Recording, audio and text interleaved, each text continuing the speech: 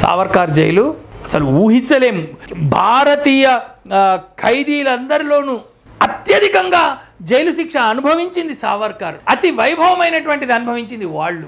ఎవరో అన్నారు, అరే నువ్వు ఎట్లయితావు రా సావర్కర్వి, నువ్వు ఎట్లయితావు సావర్కర్వి, నువ్వు ఎట్లా కావు, మీ తాత ఒక ముస్లిము, మీ నాయనమ్మ నెహ్రూకు పుట్టింది, మరి నెహ్రూ వాళ్ళు ముస్లింలని అంటున్నారు, అది మీ అయ్యా సగము ముస్లిం కొడుకు, మీ అమ్మ క్రిస్టియను, నువ్వు ఎట్లయితే సావర్కరు, నీకు అసలు ఈ దేశంతో సంబంధమే లేదు.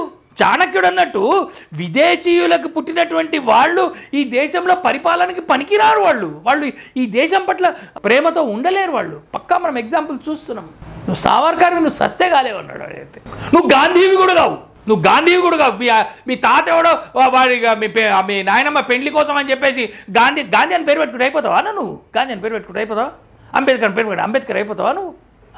ఈ పిచ్చి మాటలు, ఇవన్నీ పిచ్చి మాటలు, పిచ్చి కూతలు. అసలు సావర్కర్ జీవితం అంటే ఏంటో మన సమాజంలో తెలియదు కాబట్టి నేను సావర్కర్ని కాదని అంటున్నాడు. Silly fellows.